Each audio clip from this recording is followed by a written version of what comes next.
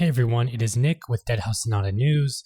All this news that's coming up in this video has been taken from Blood Omen and Eternal Darkness streams that Apocalypse Studios streams every Friday over on Twitch. Let's get to it.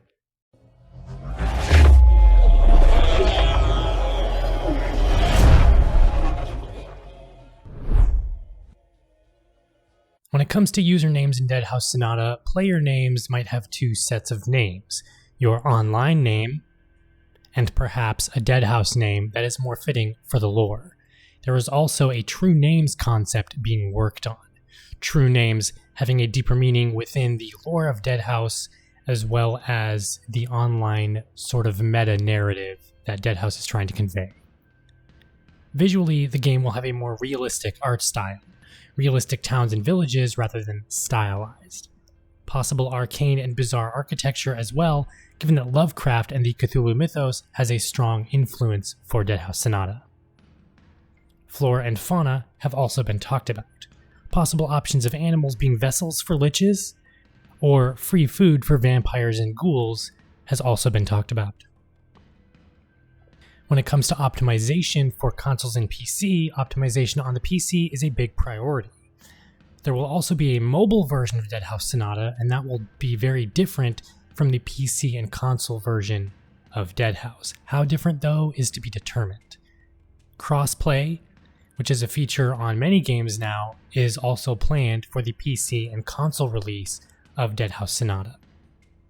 So far, all the houses that we know of Deadhaus Sonata that have been revealed or slipped by Dennis Dyack during streams are as follows. Deadhaus, the House of the Dead.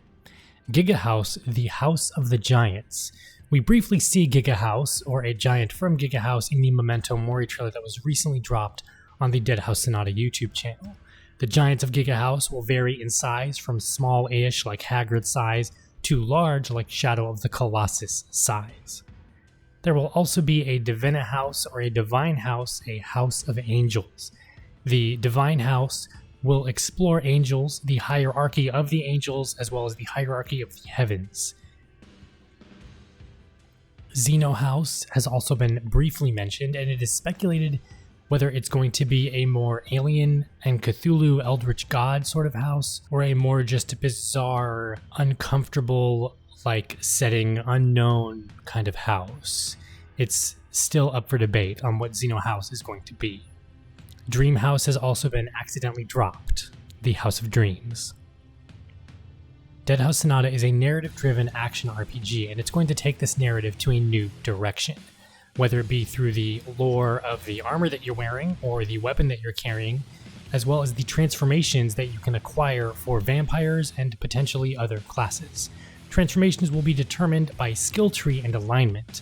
Your alignment to the physical, magical, or essential will determine what skills and what transformations you can acquire.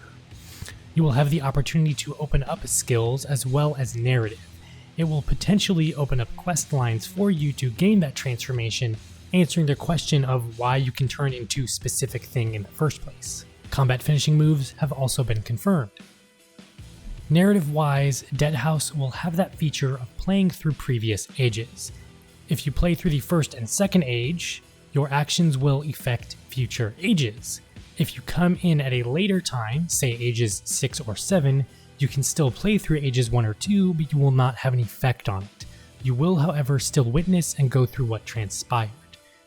Much like our own history, we can read and see what our ancestors left us, but we have no direct effect on what they have done.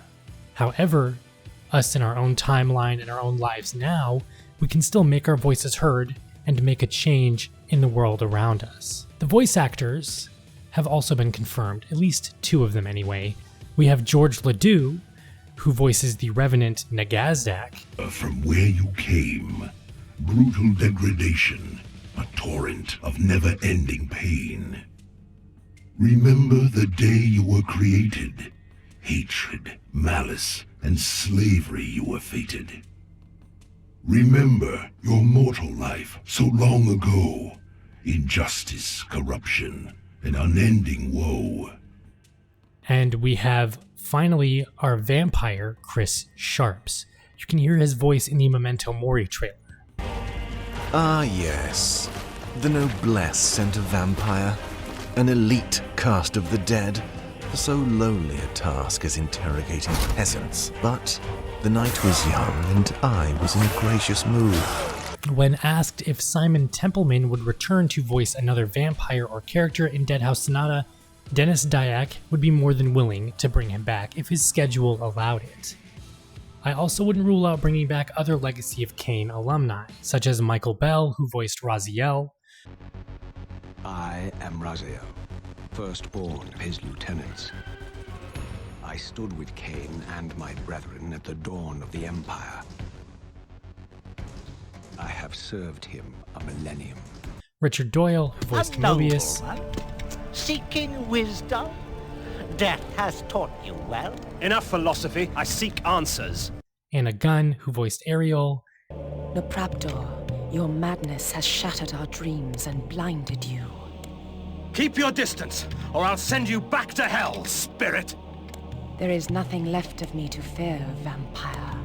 I'm only a shadow of my former self. And Earl Bowen, who voiced the Seraphan Lord, as well as others. Of a cursed race, doomed to walk the night as a parasite. Your life as easily snuffed out as those you feed on to survive. My race is but a warped parody of our former beauty. We are, like you, fallen gods, scratching for our former power. In regards to overall direction of classes, Deadhaus will take many influences from many different cultures. That's all I have for today, folks. There's going to be more coming down the line. I'm trying to catch up on all these streams that I've missed recently with all these little micro details. It's just a matter of picking and choosing what I feel is important enough to make into a video and what little details can be discovered in-game when Deadhaus is eventually released. Thanks for sticking with me. See you guys in the next one. Fight the living.